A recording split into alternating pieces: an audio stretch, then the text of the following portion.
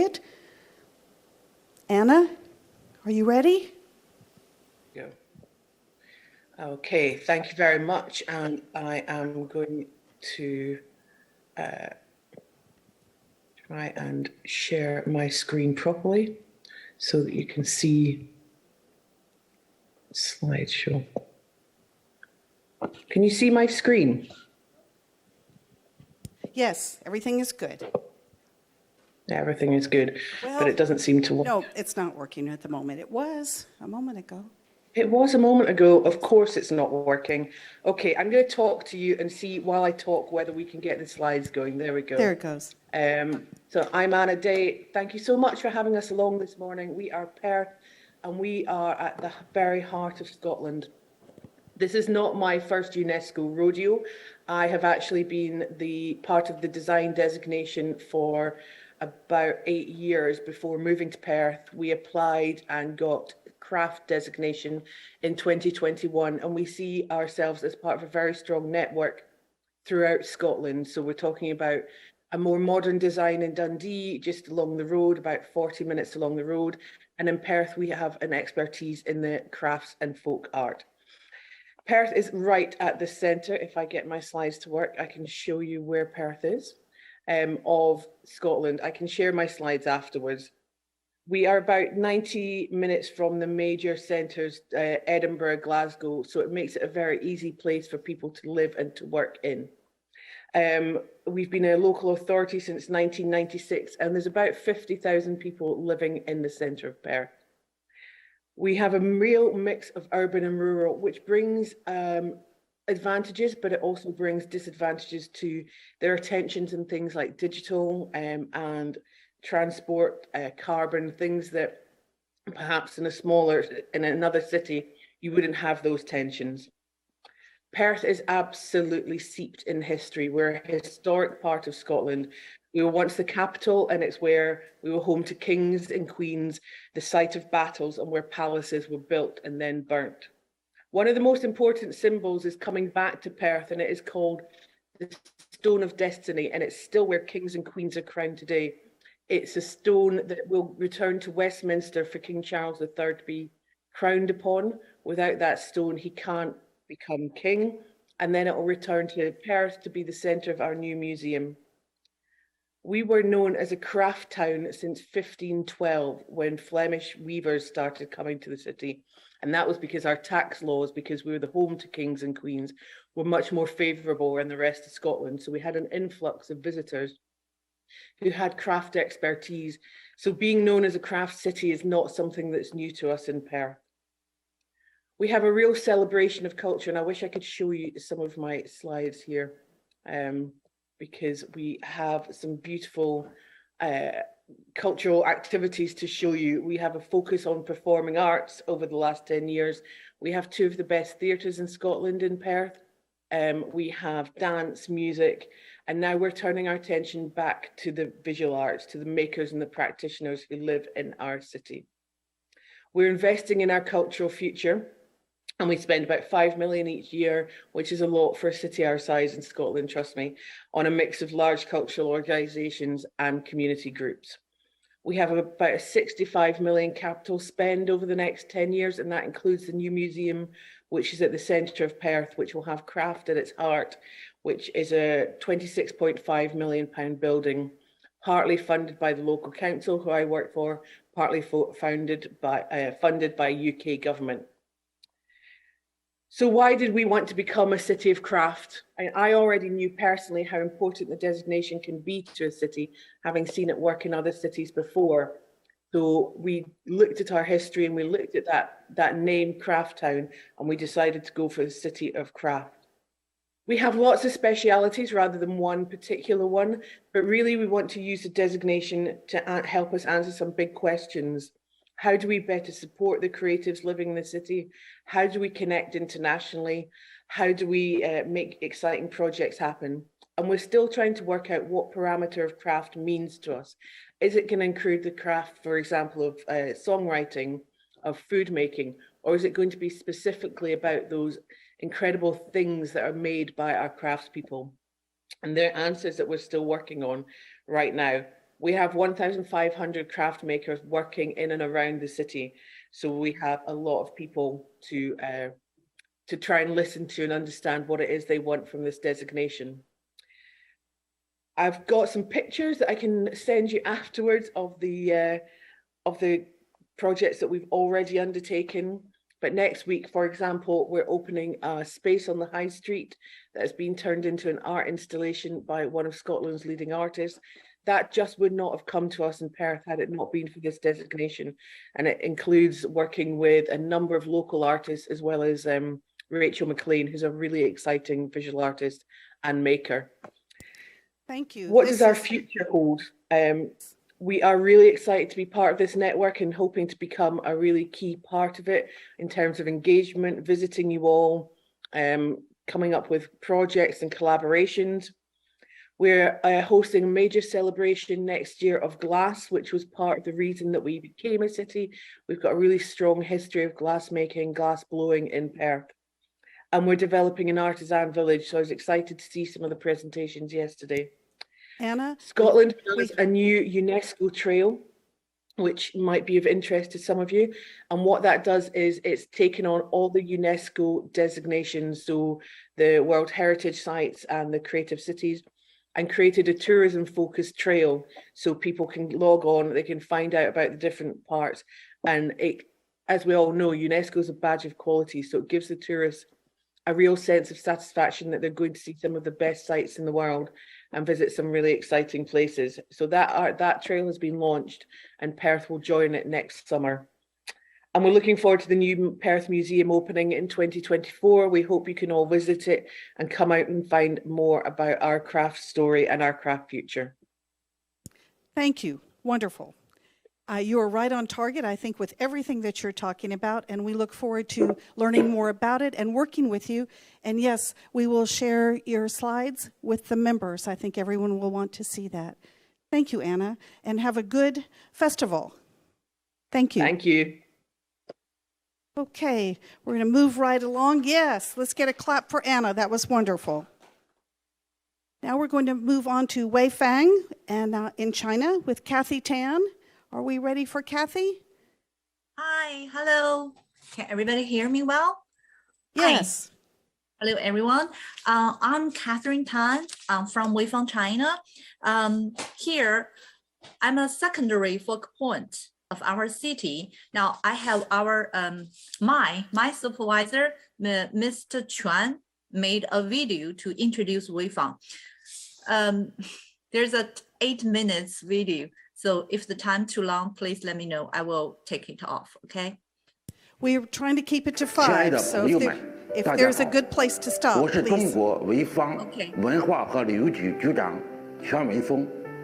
我们很高兴成为创意城市网络新的一员，有幸与各位记者一起分享城市可持续发展的创意故事，携手共创多样化文化互动共融之未来。借此机会，我要向各位朋友介绍潍坊，以增强了解，促进交流合作。潍坊位于中国山东半岛的中部，毗邻孔子家乡，常住人口940万，陆地面积1.61万平方公里，海域面积1421平方公里。历史上，潍坊道成齐鲁文明，地理上兼具海陆陆地，是中国最具典型性也代表性的经济文化区之一。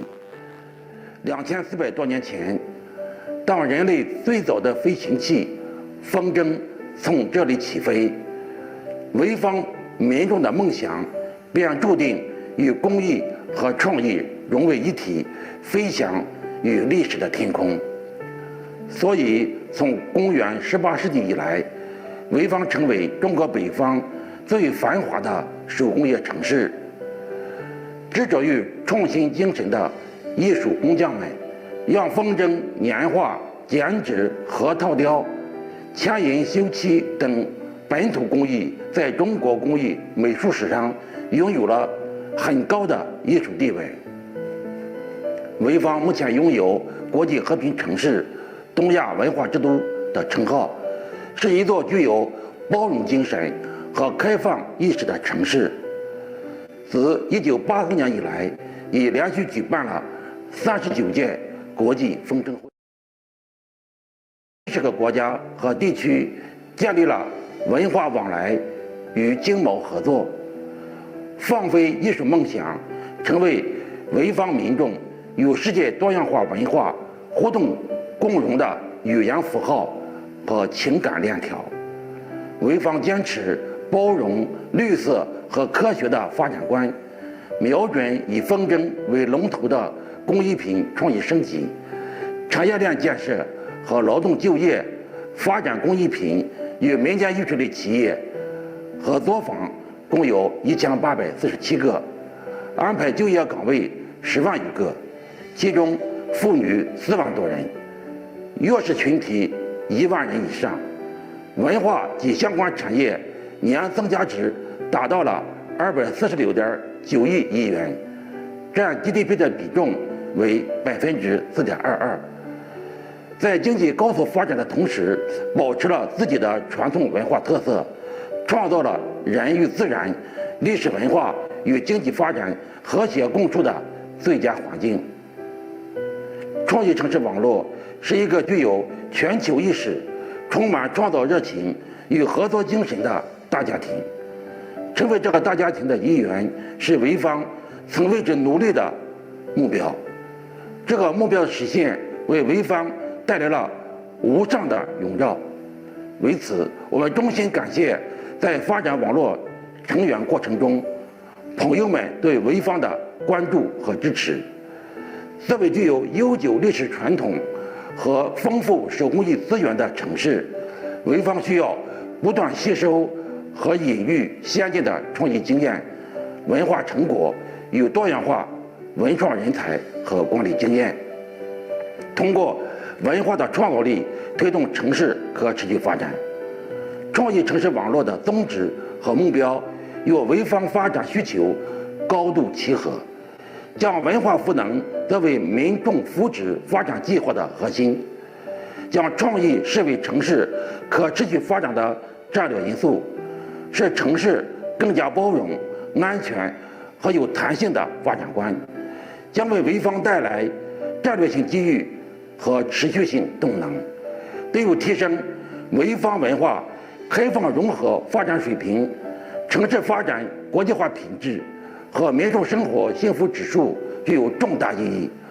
我们一定会珍视这份荣耀和机遇，在促进世界多样化文化融合发展的国际舞台上彰显潍坊独特的文化魅力，展现潍坊的实力担当，做出潍坊一个贡献。 Kathy, the sound is breaking up. 王之涣写过这样的诗句。 There, I think that was a good time to stop. The sound was breaking up. I'm sorry.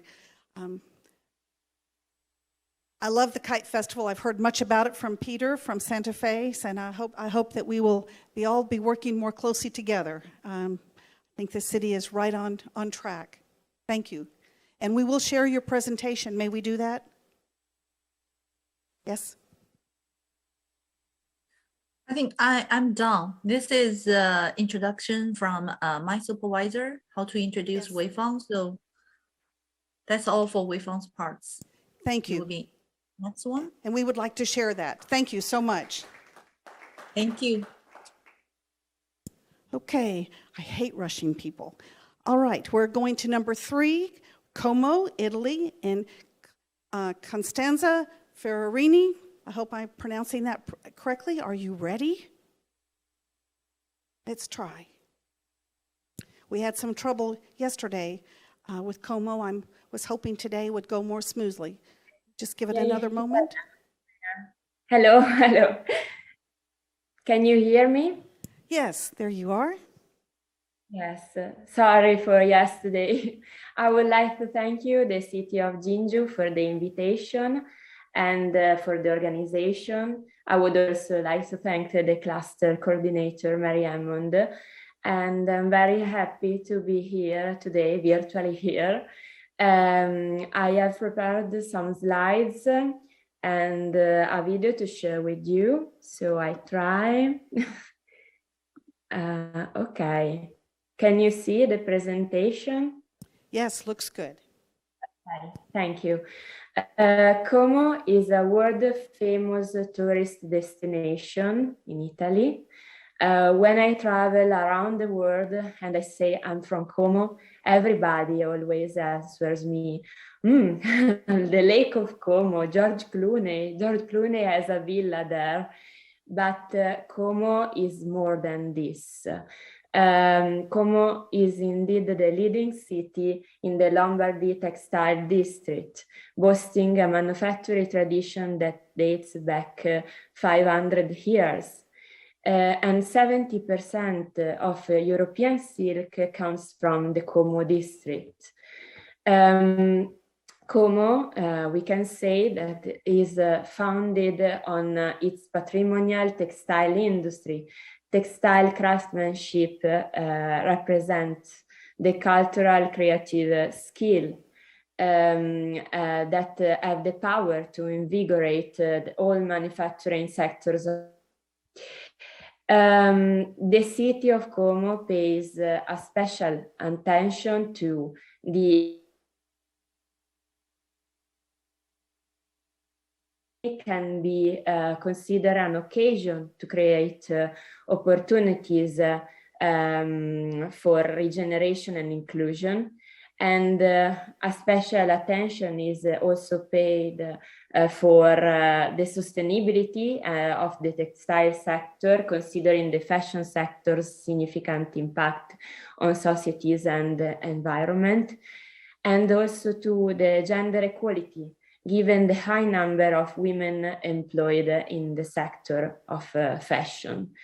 The link between culture and craft is truly evident in the Como district, where there is a significant concentration of training institutions focused on creative made in Italy skills. In Como, there are certification school, the oldest textile school in Italy, and the University of Insubria, where there is also a UNESCO chair on gender equality. The Silk Museum, which preserves the tradition of the industry's production methods, and the Ratti Foundation. The project of Como can be considered a participation project. All the local players are involved. When I was writing these few words for the presentation, I started thinking that the pandemic crisis has made it very difficult for us to have moments to exchange within the network. So I think that the moments of exchange are priceless, as the cultural diversity is priceless also. So today I would also like to share with you a project proposal. Creative Cities Dress Culture is the name of this project proposal. For the application of Como, we worked a lot with the ITKI Foundation and Mr. Biagini. Mr. Biagini told me about the project Beds of Creative Cities launched by the Gastronomy Cluster. So I think it would be interesting that the Crafts and Folk Art Cluster could start and launch the Creative Cities Dress Culture project.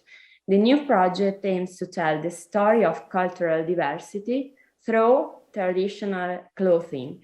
Each city will be able to express itself with an iconic garment of our days or a traditional clothing. And I think that this project would allow us to promote cultural diversity through a new narration. I asked Mr. Biagini, who is there with you in Jinju, to talk to you about this proposal in the next forum work sessions. And to close my presentation, I would like to share with you the video trailer of Como. We have run out of time for that video. We've already gone over 5 minutes. Is this a video that we may share, email? Very short video. No, it's very, very, very short video of 2 minutes, if it's okay. I was told to limit. 2 minutes. I was told to limit everybody to 5 minutes. I'm sorry. Okay. No, nothing. I will send it Yes. by video. And we will share it. Sorry. Yes, thank Yes. you. Sorry. Thank you. Thank you. Very good. We're excited about another project, and we'll talk about that some tomorrow. So it's time to move to our last city, and I'm hoping that Gitao has signed in. He's with Nakuru in Kenya. Do we have? He cannot be connected. Okay, so we have completed our introduction of the new cities. We had good participation. Thank you, everyone. I think the class of 2021 is a very good class, and I look forward to working with everyone. Thank you so much. 안녕하세요. My name is Wittiya Pitangnapo. I'm Associate Professor in the Faculty of Architecture, Art and Design, Naresuan University from Thailand. And I'm also the co-focal point of Sukhothai UCCN since 2019. Thank you to Jinju, especially Professor Zhong and his supporting team for giving me a great opportunity to meet you all today. And good morning and afternoon to all representatives joining online from other cities around the world. It's my honor to welcome all of you to the UCCN Craft and Folk Art Sub-Network Annual Meeting 2022 in Jinju, South Korea.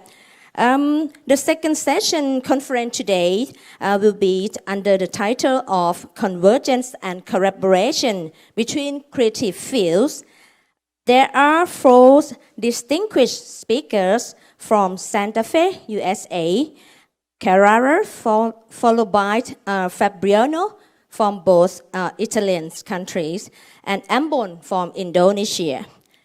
May I remind you, each speaker has 20 minutes to present. Right. It's my great honor to invite our first distinguished speaker, Peter F., who is an expert and the former coordinator of the Craft and Folk Art subgroup UCCN. He is not only the key expert of UCCN for Craft and Folk Art.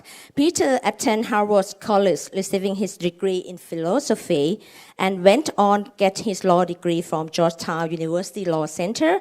Peter moved to Santa Fe in 1983.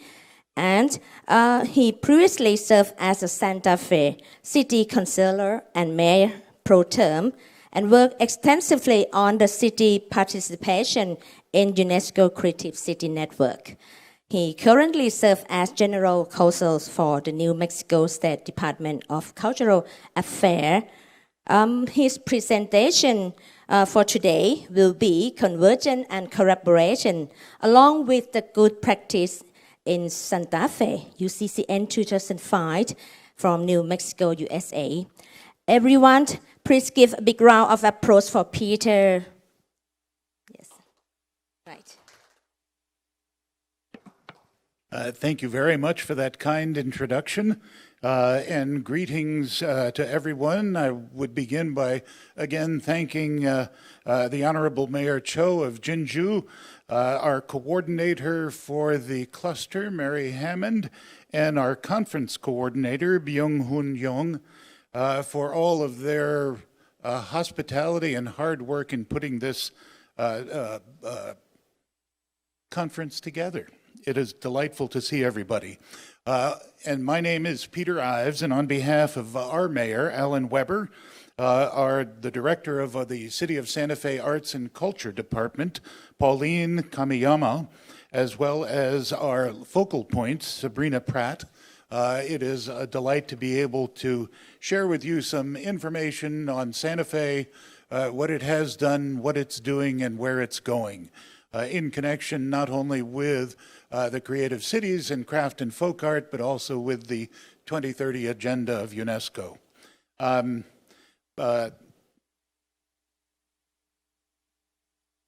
This has my contact information, and we will try and get this out to everybody as part of the conference materials when those are provided to everybody. So the themes of our conference are convergence, and that is a noun that describes when two or more things come together to form a new whole. Obviously, that can be between people, between cities, between creative sectors, and also collaboration, which is a noun, the action of working with somebody to produce something or create something, again, within a city, between cities, and between creative sectors. Culture is at the center of sustainable creative convergence and collaboration.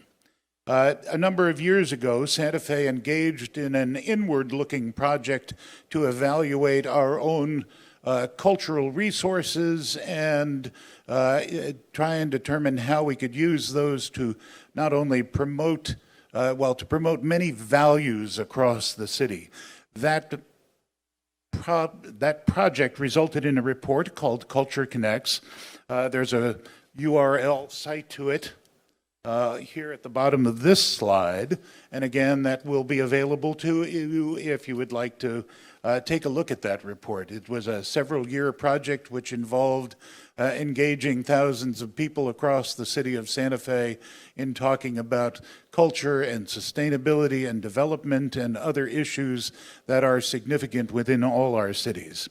So Culture Connects Santa Fe was developed recognizing that indeed culture holds the potential to connect Santa Fe.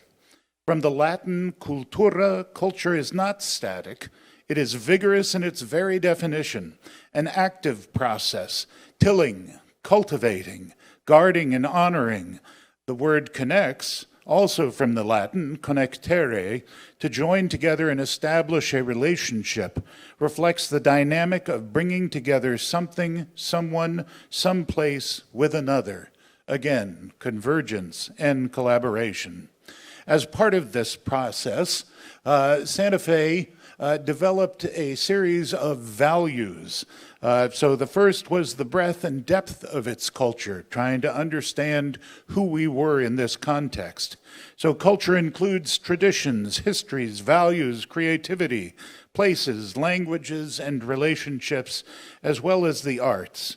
It reflects the tangible, the built and natural environment, as well as the objects we hold and the institutions and organizations we design, shape, and sustain.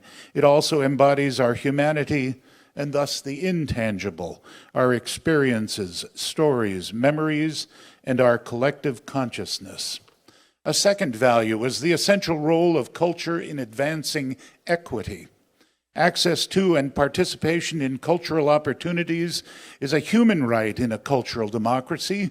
Civic inequities, whether visible, invisible, long-standing, or emerging, are leveled by identifying, illuminating, and investing in culture throughout the entire community, particularly for historically excluded populations such as the elderly and youth.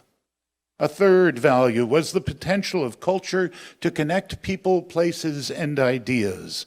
Culture fosters connections, both expected and unexpected, creating more opportunities for residents and visitors to collaborate, communicate, and realize meaningful relationships. A powerful medium.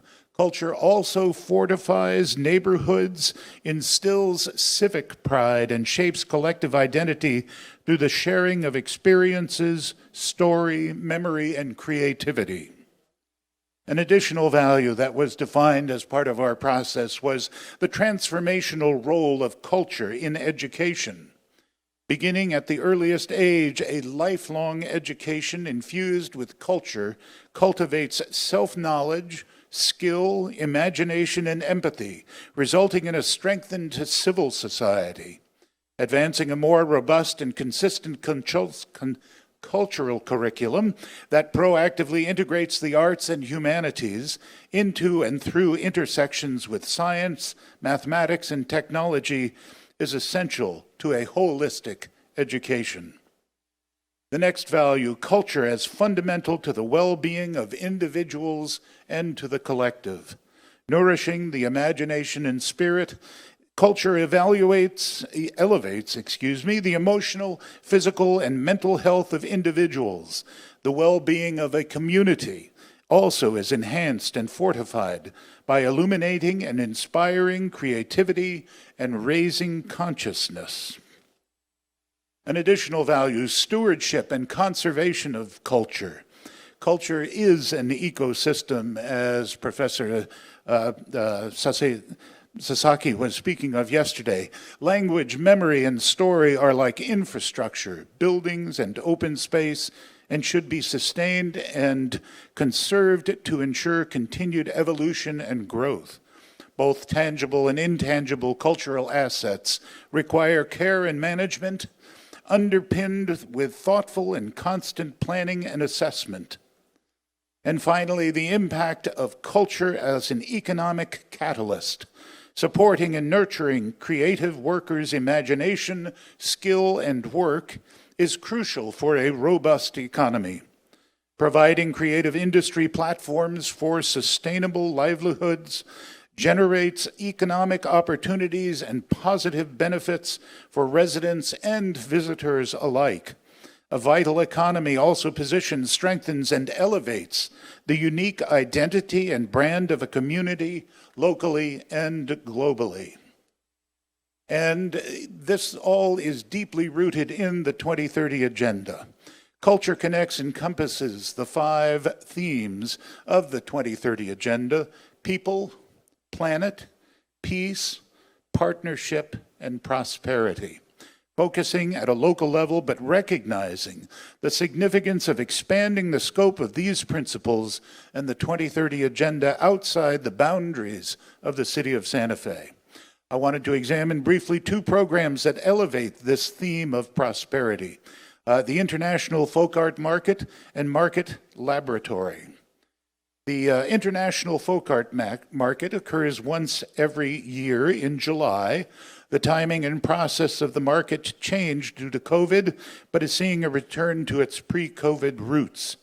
The mission of the International Folk Art Market is to create economic opportunities for and with folk artists worldwide who celebrate the present and preserve folk art traditions.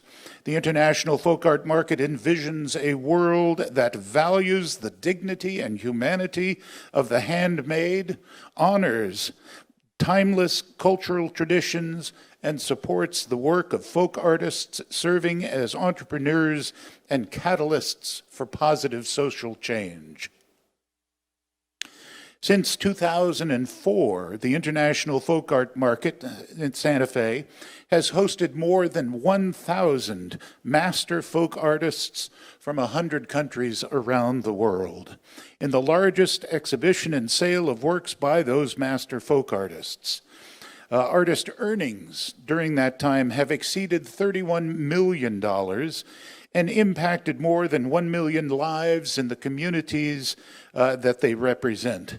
The market offers folk artists a respected spot in the global marketplace to gather together and share their handmade traditions and to create economic, social, and individual improvement. The market also engages in what is called the Mentor to Market program, M2M, which provides business and marketing workshops, hands-on skill building, peer-to-peer learning, and long-term support for folk artists to help them improve their livelihoods and participate more effectively in that global marketplace. Over the last 11 years, the market has offered business development training to 930 artists and their representatives from more than 40 countries. Through M2M, as well as the hands-on participation in the market itself, artists develop valuable new skills to improve their businesses, build assets, and gain economic security for themselves and their families. They also acquire the confidence needed to be successful in an international marketplace. This truly is sustainable development deeply rooted and based in culture.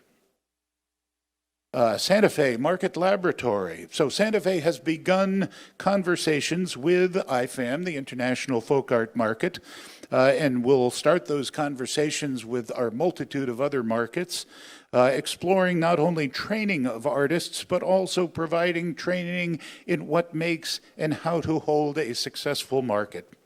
We anticipate these discussions will result in an invitation going out for individuals from cities around the world to come to Santa Fe and learn the ins and outs and best practices of hosting or expanded a craft folk art market that the attendees can take back to their communities.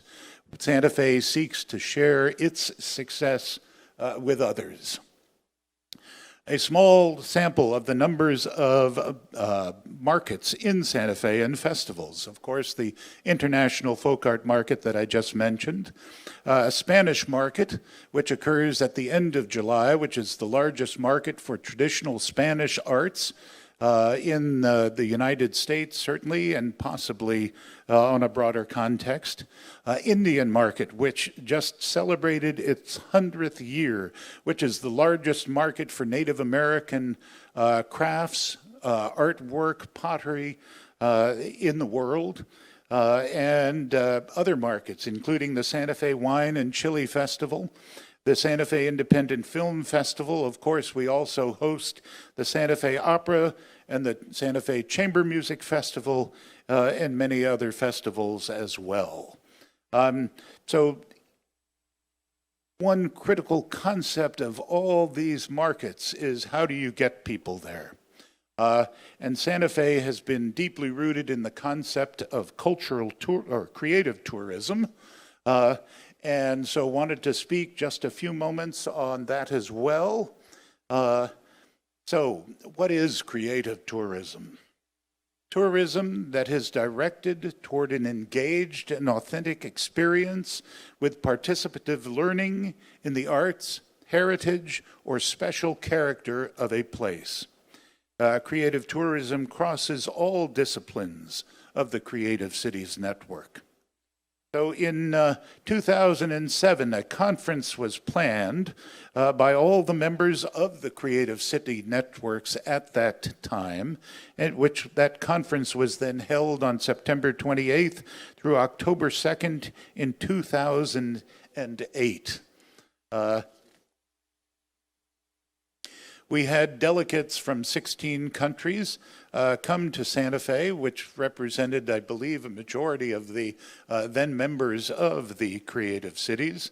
A list of those cities is here on the right, and it's delightful that we see so many of those same cities participating in this conference, either around the room here in front of me or on our screens through Zoom.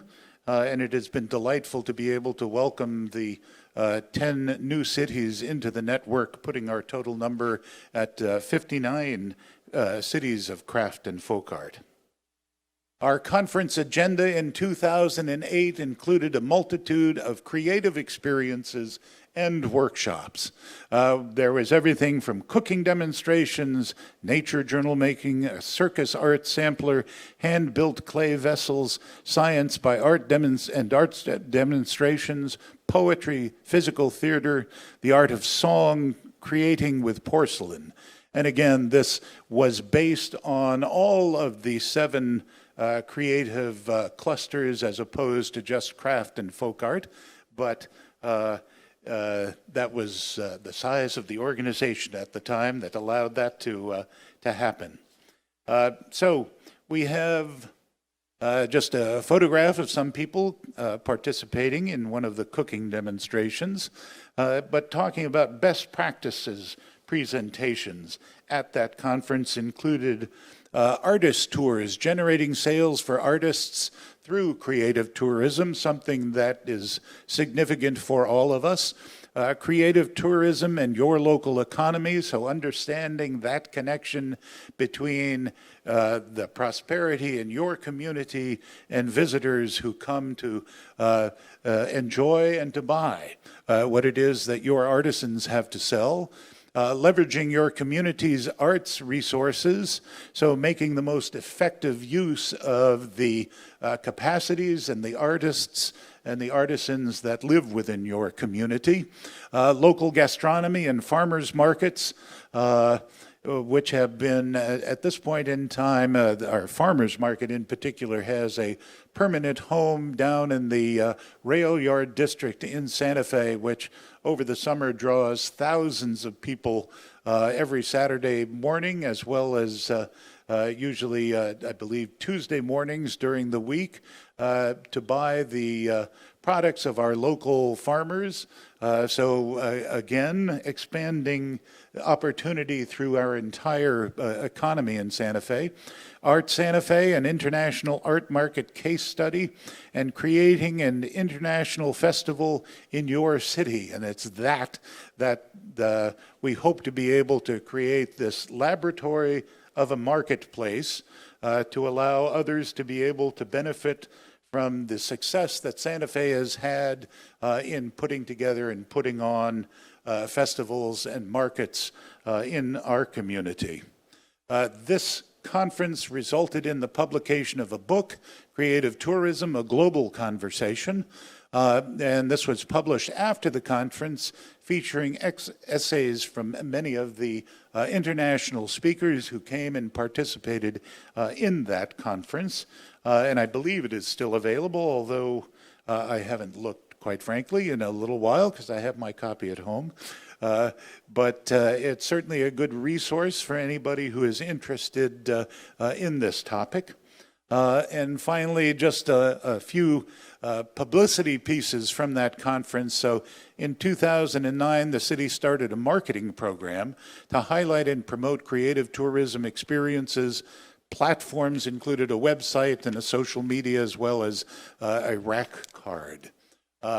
So the creation of a market laboratory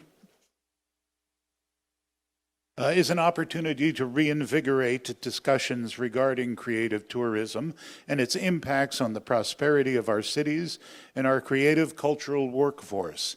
Santa Fe looks forward to taking on a leadership role in these efforts, promoting convergence towards a sustainable future through collaboration.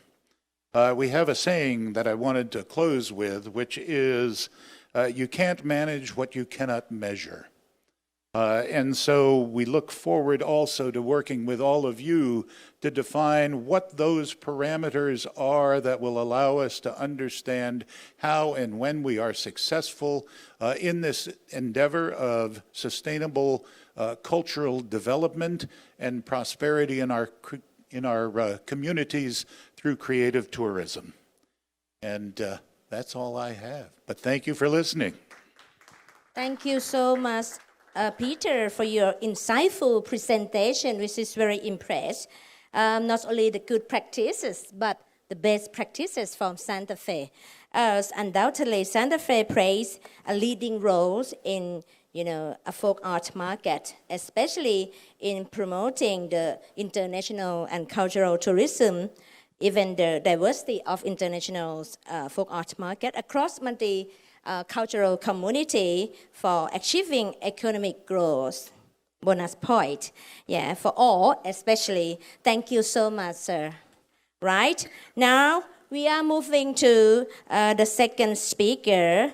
It's my great pleasure to introduce Giuseppe Briachini.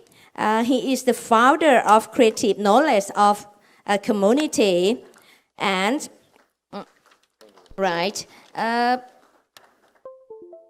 Giuseppe graduated from University of Pisa, Italy in computer science, and since 2011 he has been a leading actor in organizing conferences. 2 UNESCO Creative City Declarations are very important, especially the Declaration of Carrara in 2021. His good practice in developing the creative knowledge platform will be shared today, right? The topic he will present for us is leveraging the creative knowledge of a community. Let's give a warming welcome to Giuseppe. Right. Thank you. Speaker.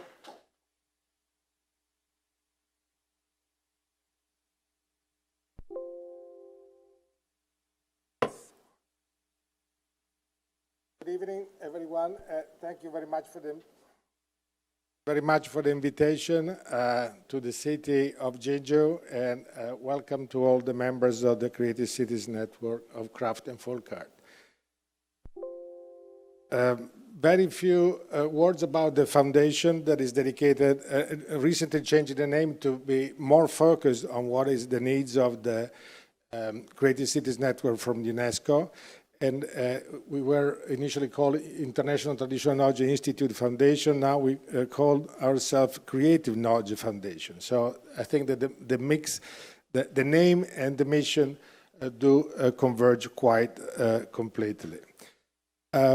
One of the major objectives of the foundation was to create, given my background, which is computer science, was to create a software platform that allows for essentially create a digital library of all the creative practices around the UNESCO Creative Cities Network, and use this platform to create projects, to create methodology for organizing projects, managing those projects either locally or in a distributed way, connecting different creative cities around the world, and then obtaining opportunities for the local creatives to be represented in a platform that is available worldwide. One of the key features of the platform is to collaborate in building projects. Ideas that can be developed by a city can be shared wherever the city is, independently, talking remotely with our team members of the foundation, and together activate locally a project that can have both a local impact or an international impact. I'm not going through this workflow of the project management, but essentially the slide tells you that there is a lot of collaboration between the foundation and local organizations on how to build these projects. So the platform, Creative Knowledge Platform, is the basis for implementing a framework that we call The Future is Under Your Feet. And the name comes from a very simple observation that many organizations, many cities, many creatives don't perceive that what they have under their feet, the creativity of their community, is a treasure that they should be evaluating, appreciating, and transforming in economic development for their own community. And so don't look too far, but look within your own community for creating a positive future for yourself, for your community. The idea has been developed by the foundation, but is definitely based on some of the key components that have been expressed in several conventions of the United Nations, in particular the FARE Convention and Manifesto di Ventotene Digitale, which it's an Italian manifesto, but it essentially tries to use digitalization as a way of preserving heritage and making sure that it's available everywhere. Objectives of The Future is Under Your Feet is, again, promote a digital culture by using digital tools in a very simple way, so that the local culture heritage is documented and is easy to be transferred to the next generations. The platform allows, and the framework allows to identify sustainable and inclusive models to make communities more resilient. And finally, is to make sure that the participation of the community, given the easiness of use of the platform, is to make sure that everyone participate from from the government that essentially should help with the financing of the project all the way down to the creatives. And together, they should be organized and co-producing the new models for sustainable development of their own community. In the next few slides, I will go through 3 examples that will go through the 4 steps of the framework, which is step number 1 is understand your community, map your territory in terms of cultural assets.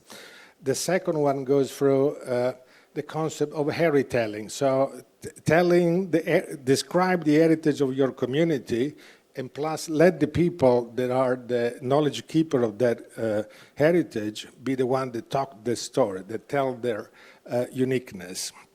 Step number 3 is make sure that education and training on the local creative knowledge is transferred, is documented and transferred to the next generation, typically on a learn by doing process or through hackathons, which make people interact, different generations of people interact together at the same time. Step number 4 is the most difficult one, is the most complicated, but it's also the most rewarding because it tends to create models that are developed with policies that are developed within a community that really apply what has been learned in the first 3 steps. We are going to see many different examples, but what I would like you to take out of this presentation are these 3 basic concepts. First, how you can contribute to develop hubs of creativity and innovation within a particular community, and we'll make the example of the city of Carrara and its project Hands at Work. And in this case, there is also a step 4 implemented, which is the Declaration of Carrara, so the objective of presenting a policy. A second takeaway should be how can you integrate culture and creativity to develop strategies and plans for a better economy in your community. And we will be talking about artisanal cheese from a gastronomy city in this case, which is Bergamo, Italy. And the third example is how to get practical ideas to create participatory projects in which all the community members of all the cities within the UNESCO Creative Cities Network can participate, and together we can leverage the collective intelligence of each community. And this is from a project that is called Breads of the Creative Cities. So let's move fast to the first example. So Carrara, of course, applied step number 1 when they decided to become a UNESCO Creative City, so developed the candidature dossier. And that was also the mapping the territory in terms of the cultural asset has been achieved by preparing a book called Hands at Work, Carrara Marble, in which we essentially outline this historical reason why Carrara should become a member of the Creative Cities Network.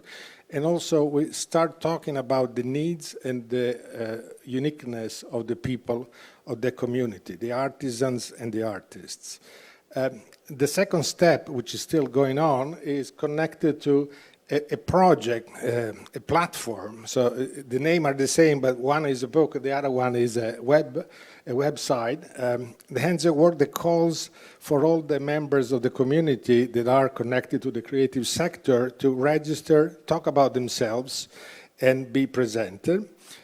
Step 3 are hackathons, so situations in which the experts and the novel artisan or artists talk to each other, and possibly even with completely different experts, so marketing, economic models, design, everybody of different background, so that they create a better education for the people in their community. Step number 4, on which we will dedicate some words, is the Declaration of Carrara and the Chart of Carrara, which were 2 documents that guide the policies of the local government toward achieving what the creative community needs. Very quickly here, the step 1 and step 2 essentially are matched into one phase of the project, which is we created between December and July 21 a set of, not we, I mean, the whole community created 9 videos dedicated to 9 different artists and artisans of the community. An itinerary that connects those artists and artisans within the city of Carrara was prepared, and that was used as a presentation of the unique artisan skills of the cultural assets of the community.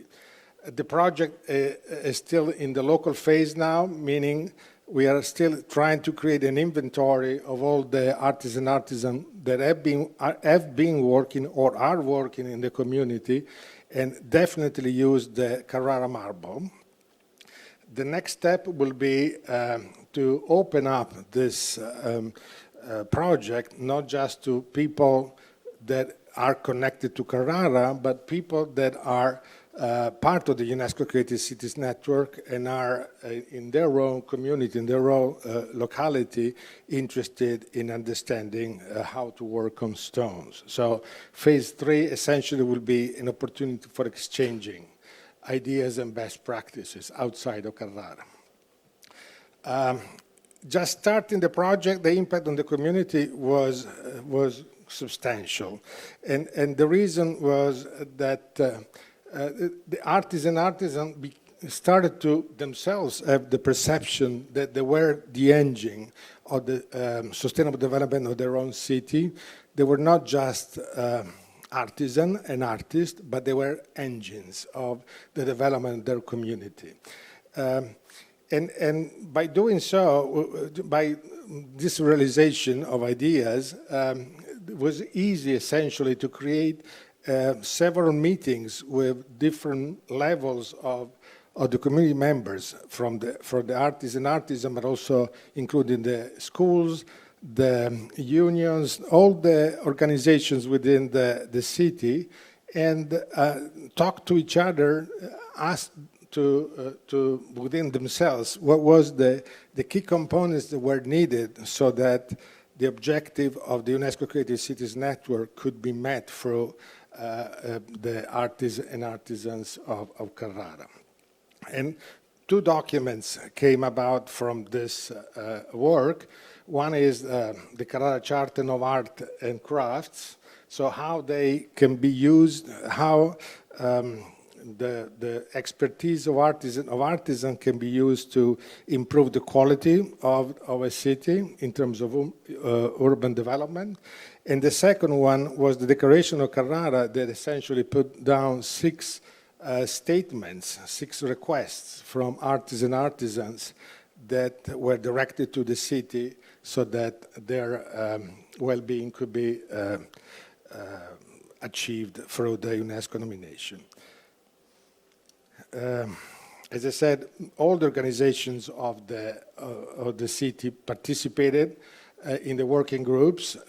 Here are all the members, organized union, foundations, non-profit organizations that essentially are representative of the artisans and artists of Carrara. They participated in the definition of the declaration.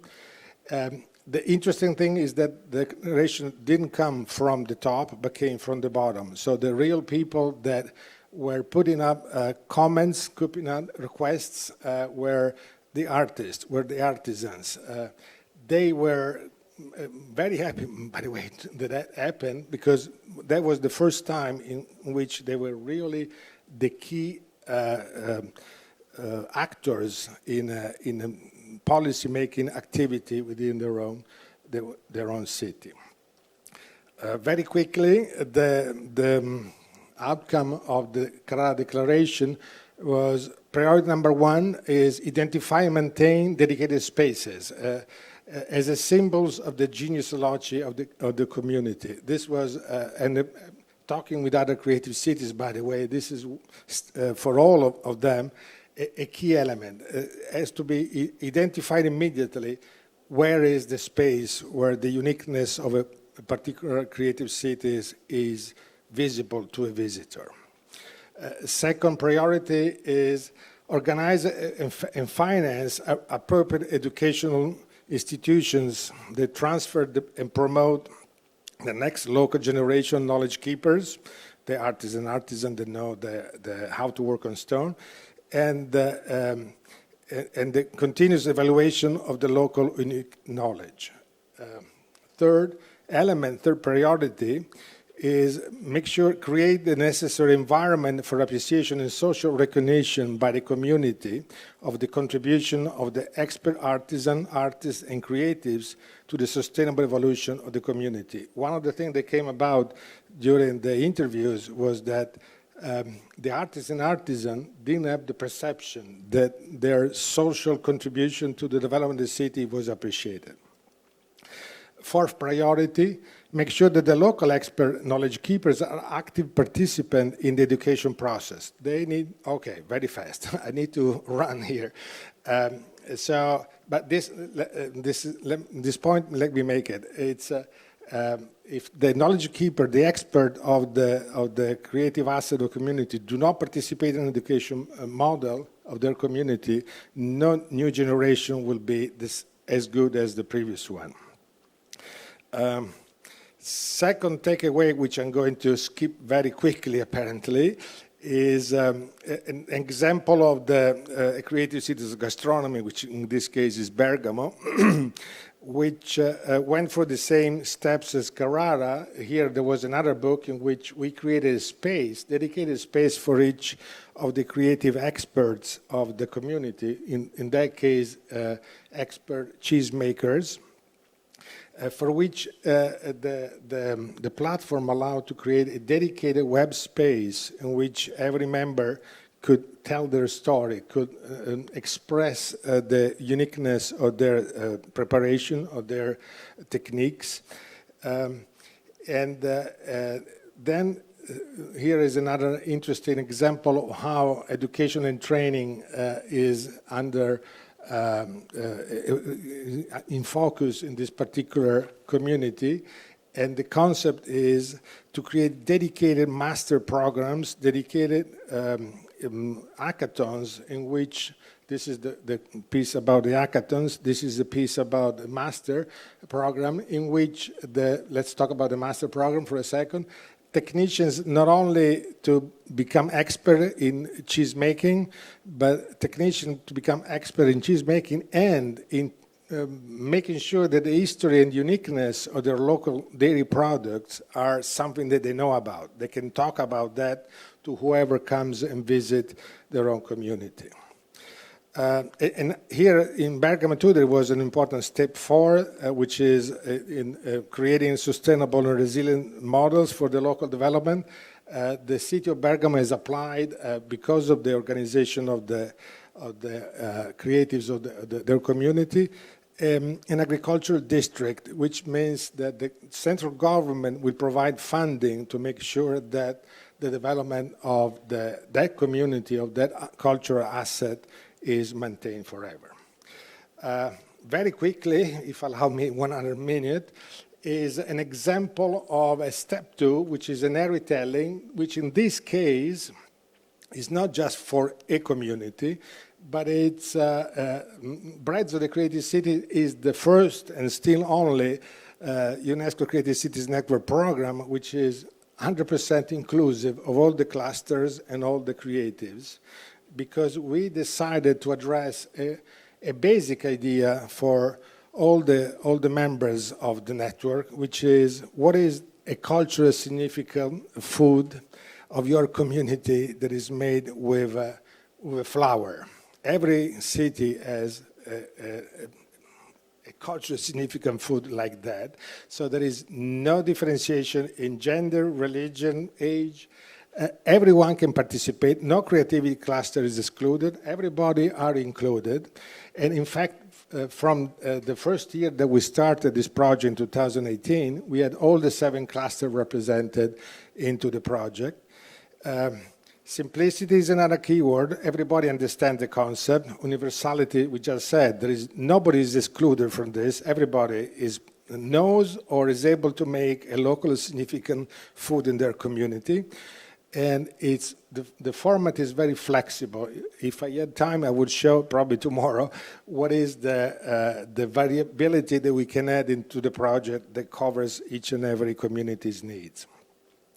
Let me skip this.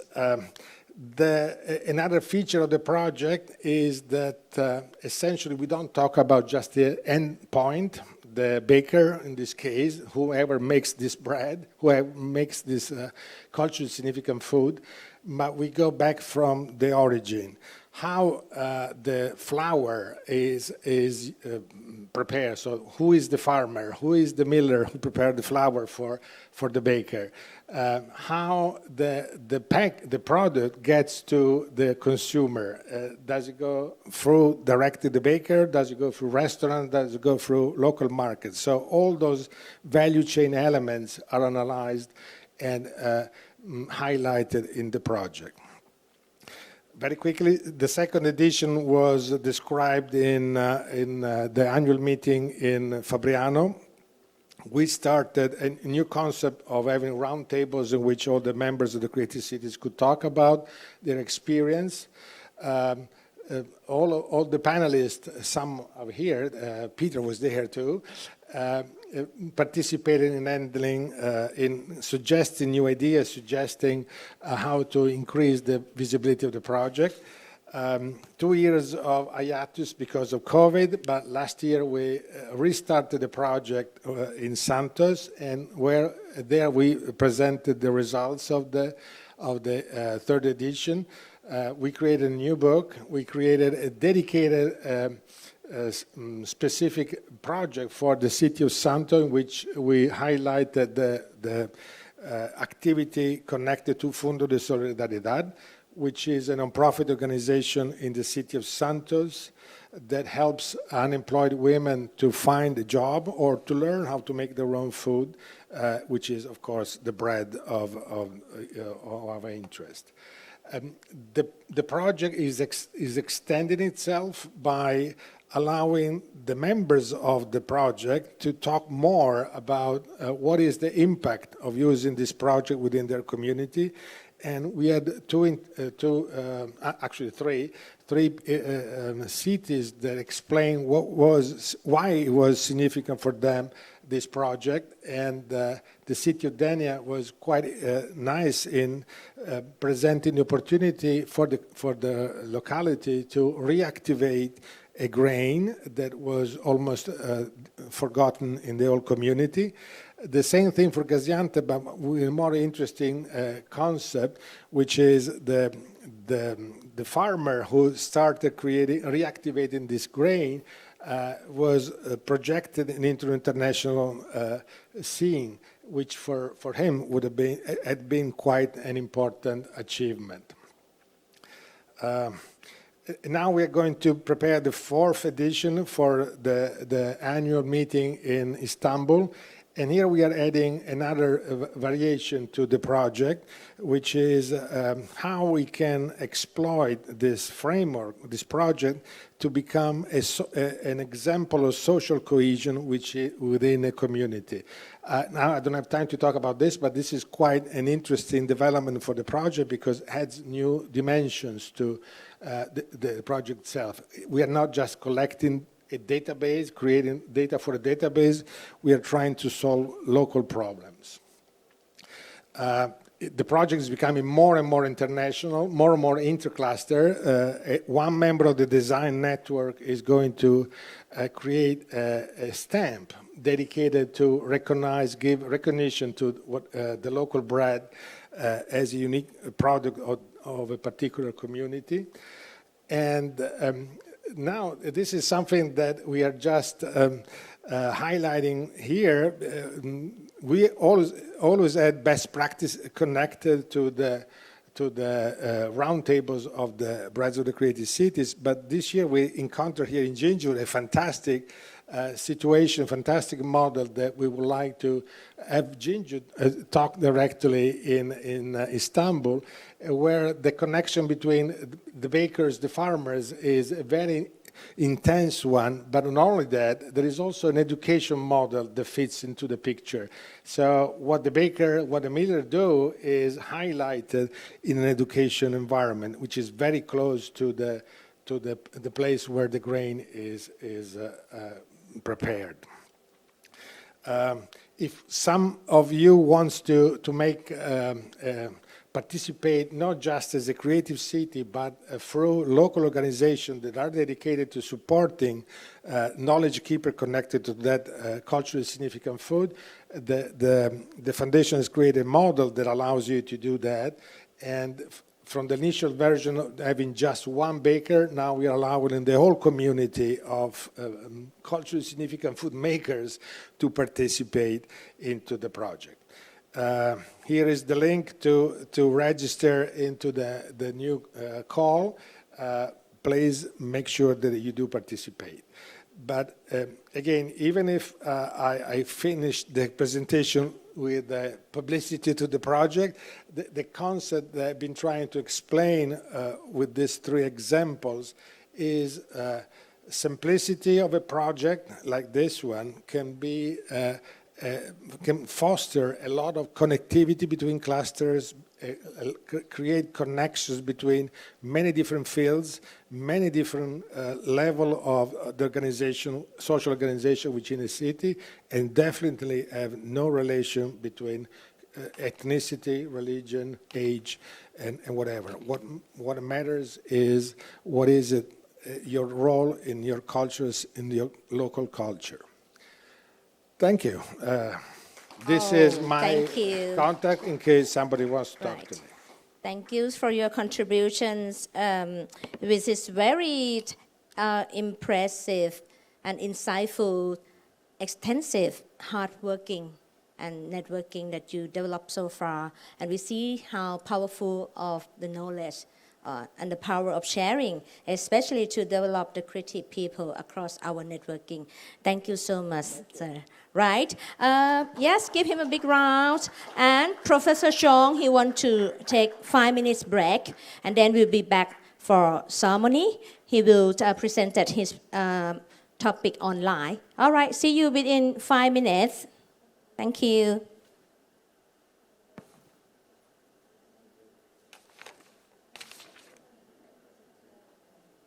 Thank you. See you. Yeah, great. I see you. Right? Yes. Yes. Samoni is an architect and urban planner. He is an expert in scientific territorial planning, urban regeneration, European planning. And he is scientific director of the Territory and City Institutes in Ancona, Italy. Samoni is responsible for Fabrino within the UNESCO Creative City Network. He's designed several exhibitions in Italy and abroad. And also Sabino had carried out political and administrative activities at national and local level as well.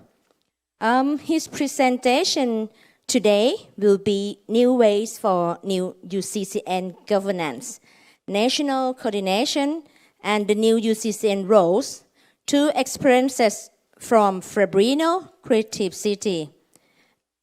Please give him a round of applause. Samino, the skin is yours now.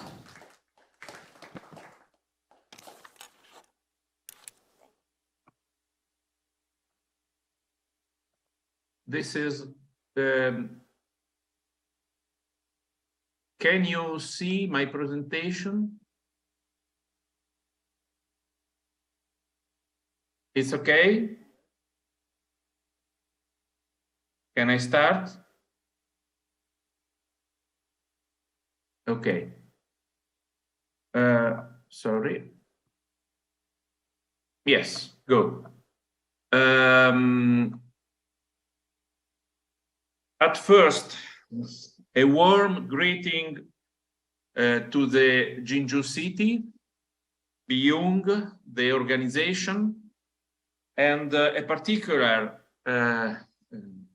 greeting to my old friends, creative friends, Mary Hammond, and Peter Ives, because with Peter was a teacher for us, for Fabriano, and Mary is a very strong and a good coordinator of our cluster.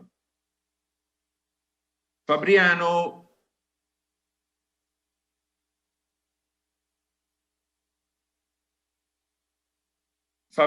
is city of paper, of manufacturing production, and of the most important industrial district in Europe for the applied mechanics, is member of UCCN since 2013.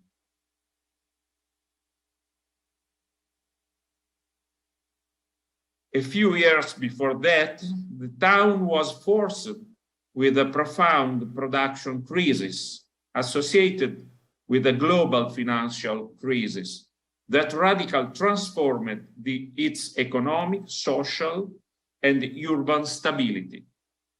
Fabriano, together with Turin, Torino, Genoa, and a few other Italian cities, experienced the epochal shift from an industrial dimension to a different shape and to a different organization. In this delicate shift, the town focused on the creativity and on the culture in order to define the new development pattern. The 13 cities, Italian creative cities, namely Alba, Bergamo, Biella, Bologna, Carrara, Como, Fabriano, Milano, Modena, Parma, Pesaro, Rome, and Torino, set up the National Coordination Group, driven by a protocol of intention. The initial phase, the coordination group will be led by the town of Bologna, and now this role is covered by Fabriano Creative City. Together with the other Italian cities, Fabriano expressed its wish to host the UCCN annual meeting with the project Creative Italy, the Ideal City.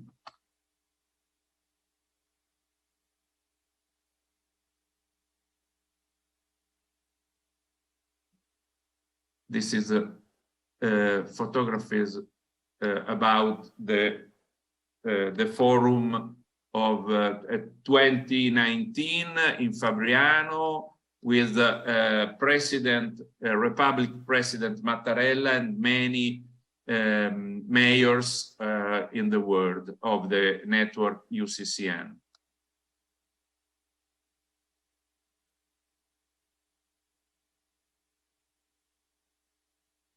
Fabriano Creative City of Craft and Folk Art has become its coordinator, success in Bologna, and 1 year ago, a very broad reigning action was started to engage the most important cultural institution in Italy, starting with the Italian government and ministers, and was extended to the National Commission and to the national delegation at UNESCO, to ANCI, municipalities association, Italian association, and other cultural institutions. At the end of this year, we'll be carrying out the annual meeting of our national coordination in Torino in order to take stock of this special year of activity, which was peculiar as we were unfortunately hit by the pandemic crisis. Nevertheless, the UCCN network, especially in Italy, never smothered, it actually revitalized itself to a degree that I would define as the birth of the second generation of Italian creative cities.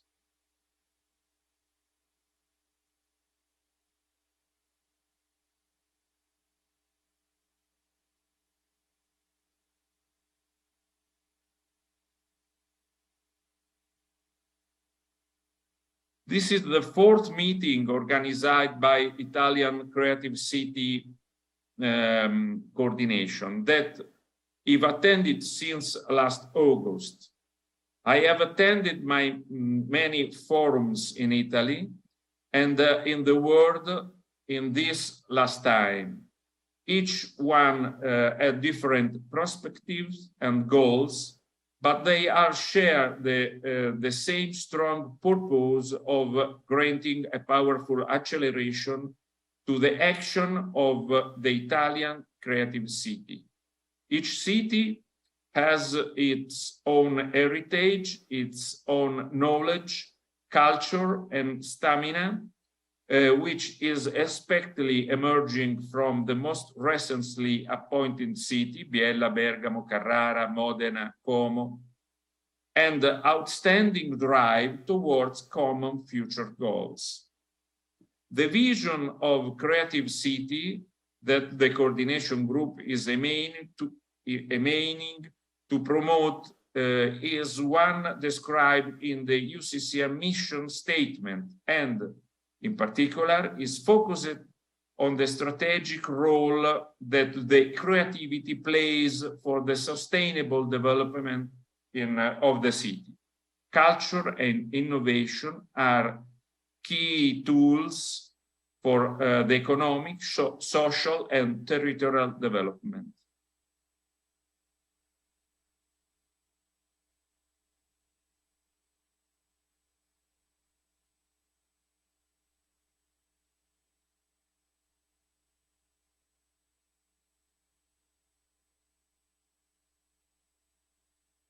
The objective set by the National Coordination Group consists of reinforcing the role of Italian UCCN cities inside the UCCN itself, strengthening the relationship with the Italian government, the National Commission of UNESCO, the permanent delegation of Italy to UNESCO, encouraging the exchange of information on initiatives and emerging opportunities in the different UCCN thematic clusters.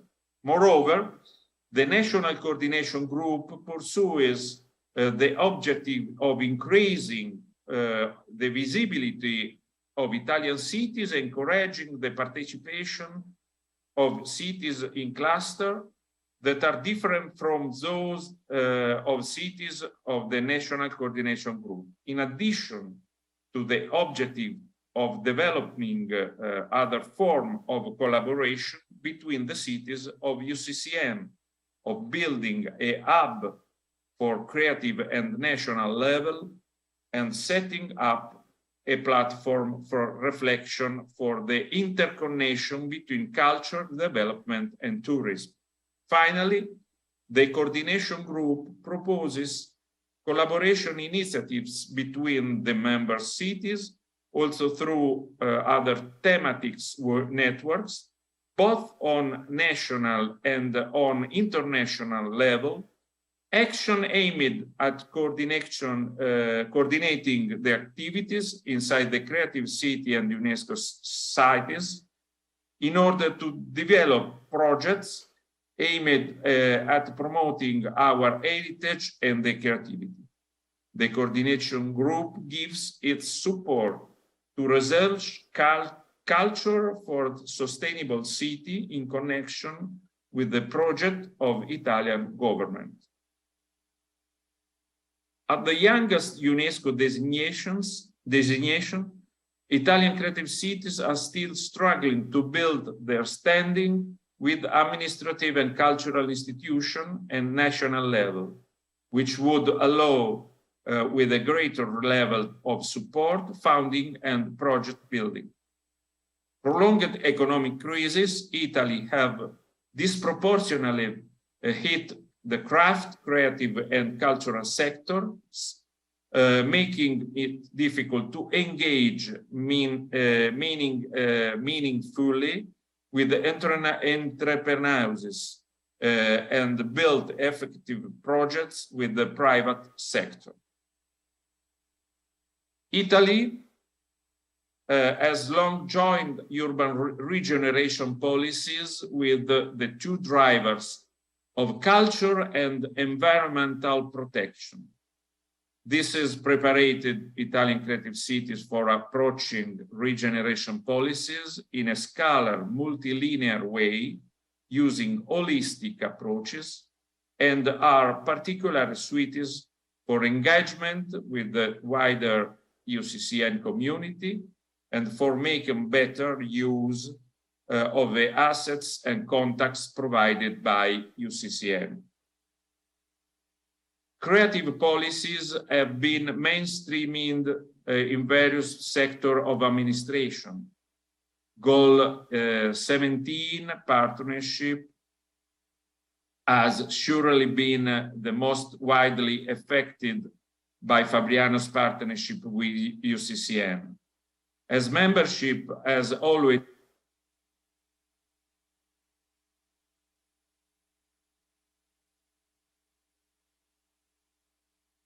also thanks to UCCN 2019 annual conference. Fabriano has chosen a governance model based on public-private cooperation. Day-to-day management of operation is tasked to external stakeholders, such as private foundation, which take care of the focal point position and organizing a permanent office. The city government drafts strategic guidelines and evaluates results.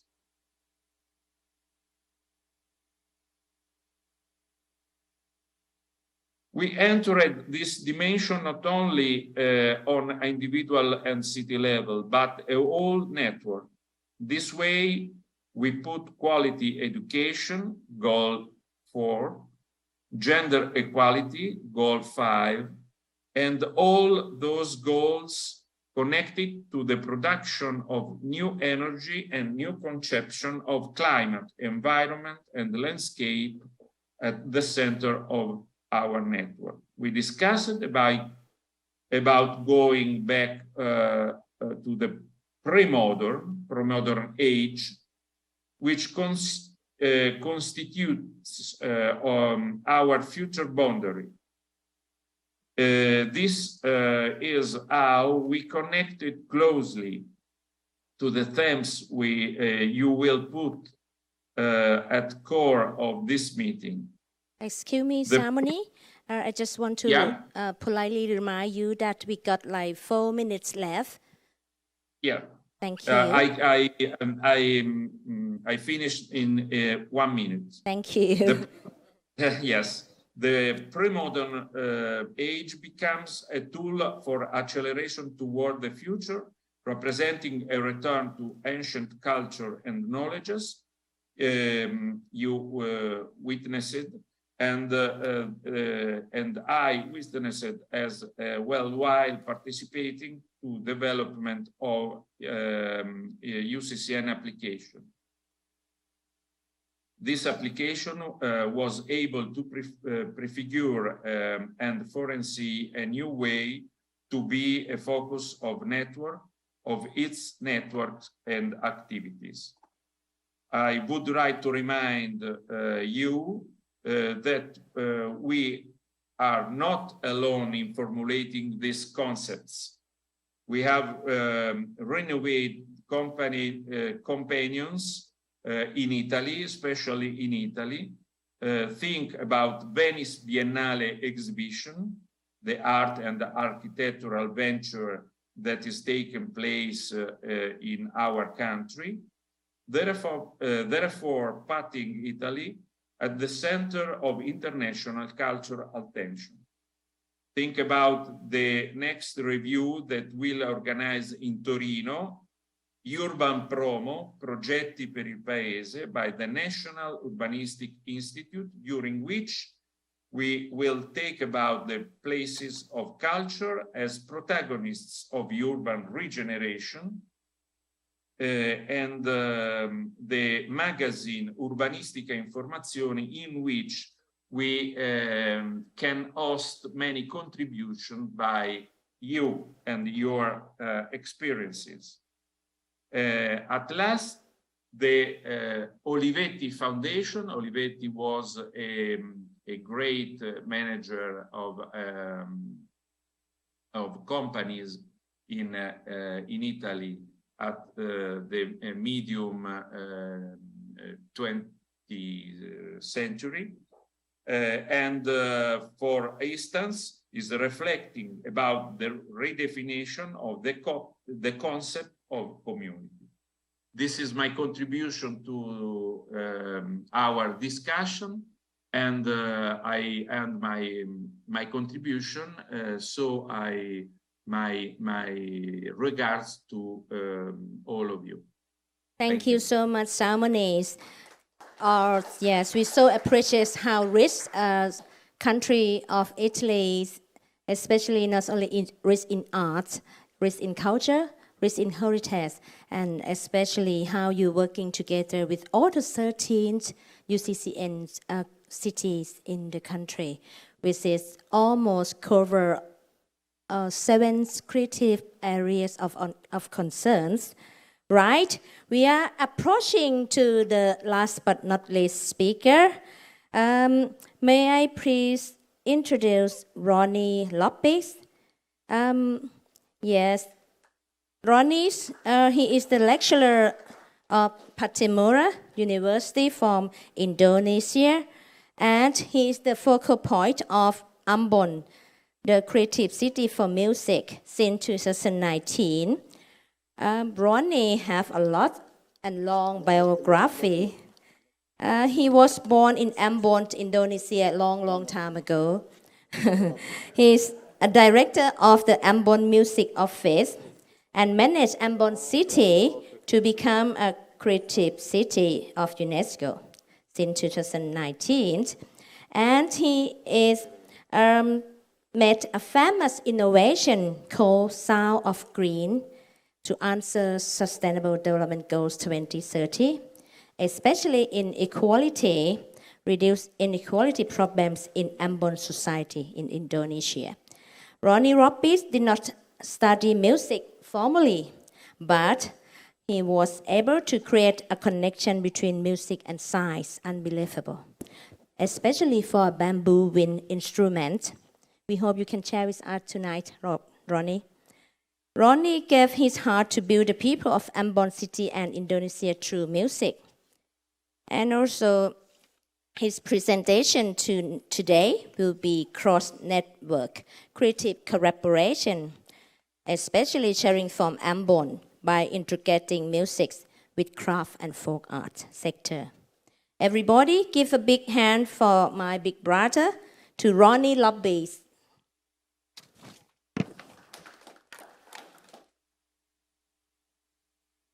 Okay, so thank you very much. Firstly, I would like to say thank you for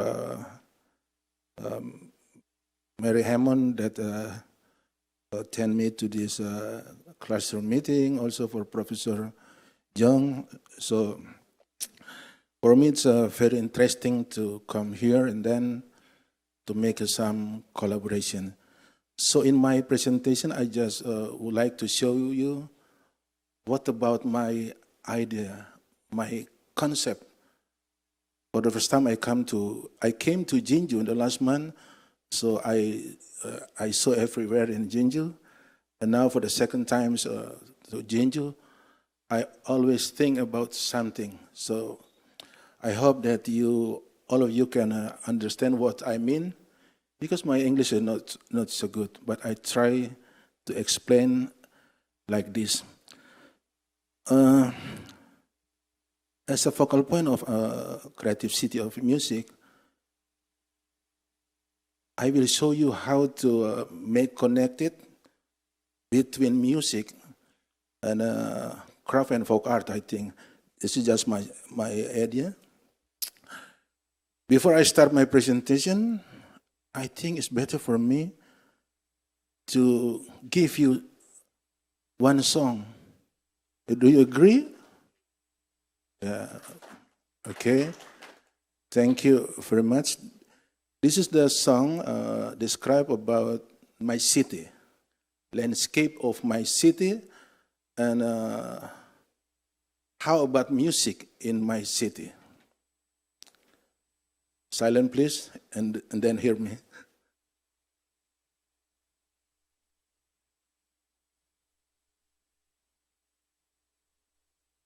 Okay?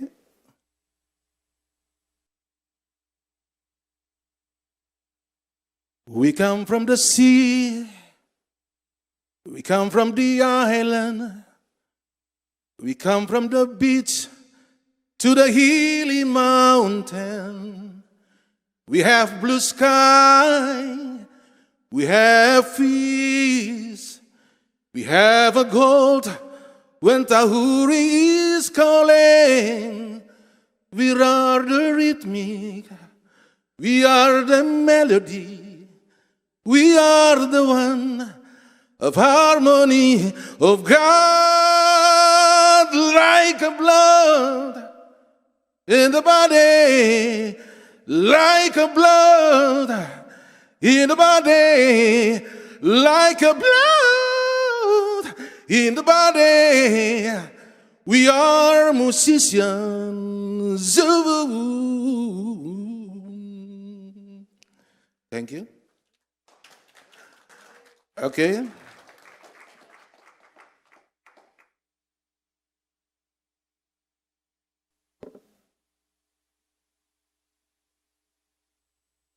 So when I came to Jinju, I saw one culture like in Ambon also. So I would try to make, if you want to make a collaboration, maybe we start with similarity, similar, not with different. It is in my mind. So you see in Ambon, we have a clothes, a white cloth, and then in Jinju, we have a clothes also, but with many colors. I think we have the same thing to explain about culture. In Ambon, we say Gandong. Gandong is is the you are brother, you are my sister. You see, in Jinju, when I came and then attend to this event with Mr. Meyer, so the color one of the clothes, we must make something one by one. It means that we try to understand beside me. We must understand another people. We must understand about another culture. It's very important thing for start our community, I think. Maybe we can use for music and also for craft and folk art. Start from Jinju, I think.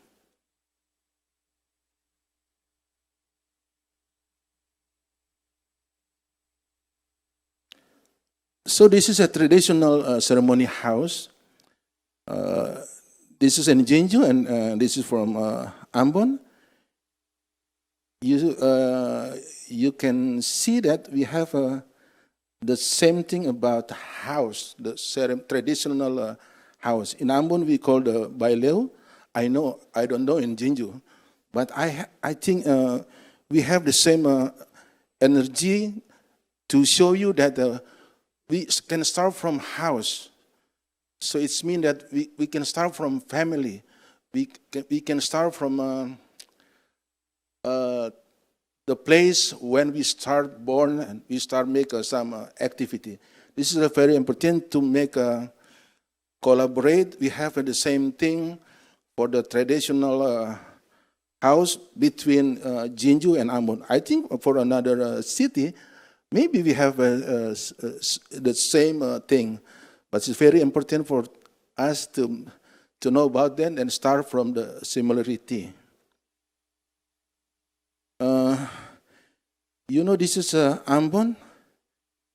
If you see the global map, just like a point, you can see Ambon City, because Ambon City is a very small city, maybe 359 square kilometer, surrounded by sea, very, very small city.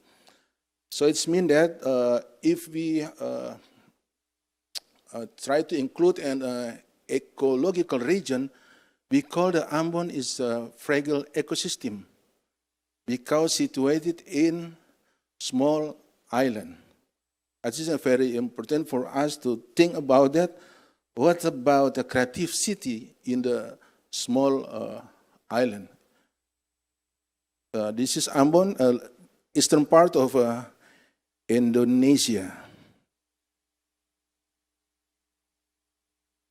So I try to make a starting point with how to build the tourism in Ambon. So I try to convert traditional tourism to alternative tourism. So we can call music tourism. So because I saw in the government, it's very difficult to develop tourism.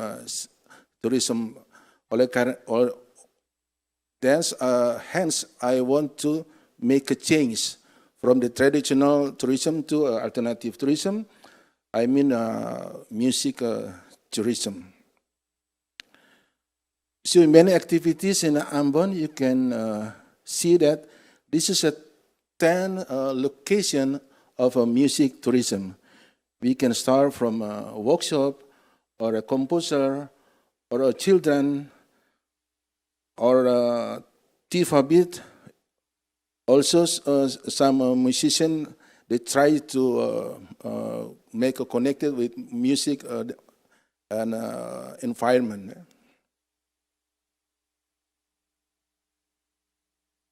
So this is the data for Ambon UNESCO City of Music. We have many choirs in Ambon. In our data, we have 780 choirs in Ambon. And then hip hop, we have a rapper also. But I said that many people from Ambon can sing. So when we send my document to UNESCO, I said that more than 90% Ambon can sing. So that means Ambon is special for sing.